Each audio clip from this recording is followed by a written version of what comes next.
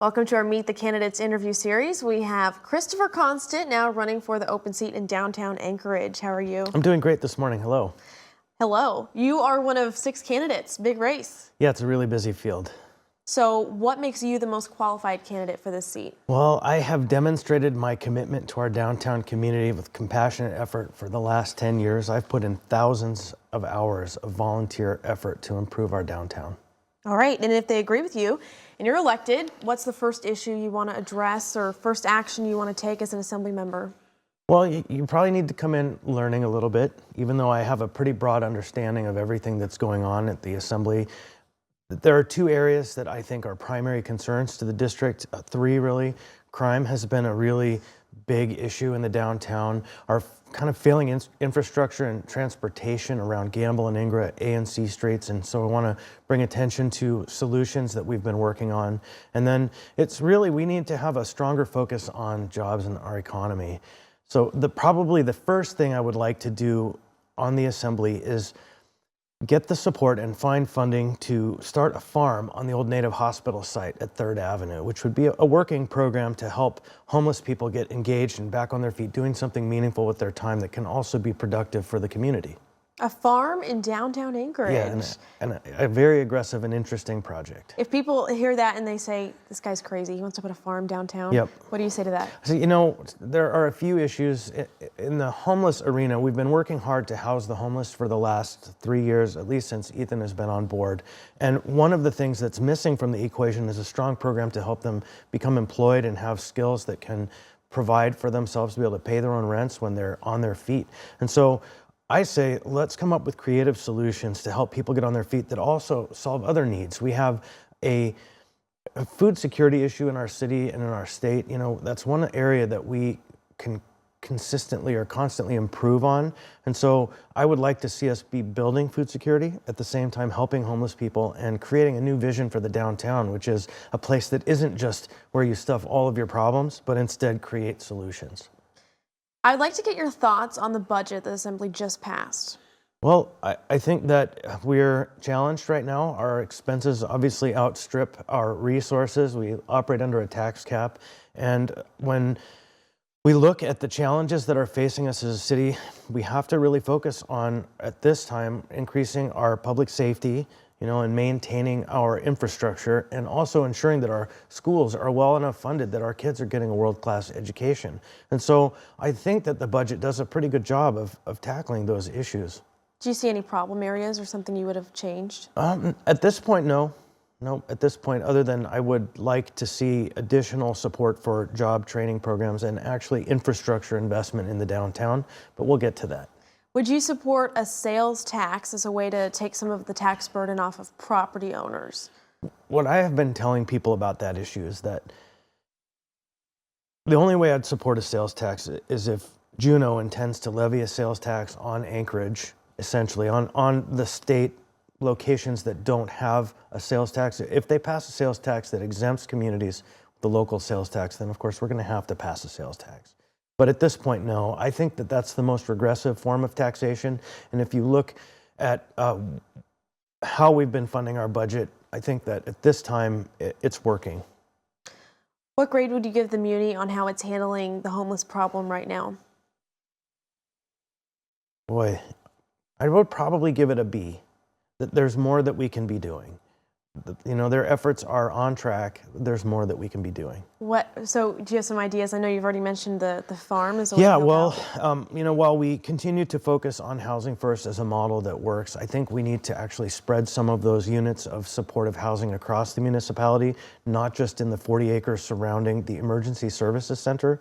So that's one area that I think we could be serving people better. Anchorage has a long history of forcing people that it doesn't want to deal with into kind of the north corner of our town, and it's kind of immoral and unfair. And so I would like to see us move to break down that concentrated almost ghetto that we've created there. And I think that the administration is up to speed on this idea that we need to help move folks away from the crisis and help them become stabilized. The mayor has said that he wants to add an additional 56 police officers this next fiscal year. Can you think of ways other than hiring more officers that the Muni could improve public safety? One of the things that I've noticed is that when we activate public spaces by using them properly and with kind of enough people to show a presence, troublesome activities tend to diminish and disappear.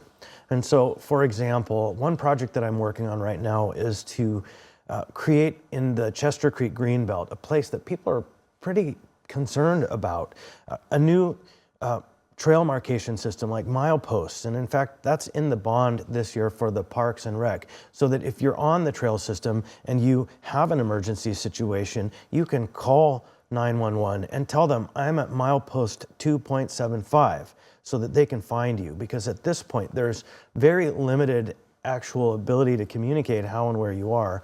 To that end, I've been asking the Muni to also increase patrols on the trail system. We have 250 or more miles of transportation facility. People actually use our trail systems to go from home to work and work to home. It's like a road, but there aren't any police out there managing and monitoring to ensure. So I'd like to see them kind of tasked. I do support the mayor's efforts to move the community action policing team into a more problem-oriented posture than it's been in the last few years. The police force has been pretty reactionary, and also reorienting the police to do the neighborhood patrols. Great idea. And kind of another fun project I'm working on is to take inside the greenbelts between the Sullivan Arena and C Street and create in there a new single track bike area like they have out at Kincaid Park or like they have up at Hillside, that is accessible to people who don't have the means to drive all the way across town. So lower income people can have access to a single track area. And I would like to see the implementation of that at the same time as we're clearing the camps that are in there. As we bring in a positive user group into those areas, I believe we'll see less trouble. And so activating our spaces, getting people to use our parks, getting people to use our spaces is how we're going to ensure that our community is safer. You know, trouble likes to be where nobody's watching. Got a lot of ideas. The mayor says he will not allow our police department to round up refugees for immigration services, even under the threat of losing federal funds. Do you agree or disagree with that position? I completely agree. There's no reason for our local police to be federalized. In fact, the Posse Comitatus Act after the Civil War ensures that our local police force doesn't have to enforce federal law. And so we need to protect the welcoming nature of our city. Our city is a healthy and thriving and very diverse place, one of the most diverse places in America, and that's a value to us. And so I fully support the mayor's position. Do you think Anchorage should find a way for ride-sharing companies like Uber and Lyft to start operating here? Yeah, I do. And with the single caveat that the providers have to follow labor laws. If they're actually employing people in every way except in name, then they shouldn't be allowed to have them as contractors. But I think we can sort out the legal kind of arenas around those issues. I do support the implementation of new technologies. You know, we want to be a modern city. We can't turn away from the future and pretend like it's not happening and just be an alcove up in the north where things are how they were 20 years ago. And so I do support implementing modern technologies in transportation and other issues. You know, the cab drivers have a real genuine concern that they've invested in those medallions that are very, very expensive, and they essentially have a property right. And so we have to make consideration for that. It's either going to happen at the assembly or in the courts, I think. And so but once we have sorted through those details, kind of the employment issues and how we are able to ensure that it's a fair implementation, I look forward to seeing the ability for modern providers to come in and provide services. Last question for you. What is one promise you would like to make to voters right now that you will fulfill if elected? The one promise I've made at almost every door is, and it's the only promise, is that I will listen. If you have a concern, please give me a call. I will hear you, and I will be fair.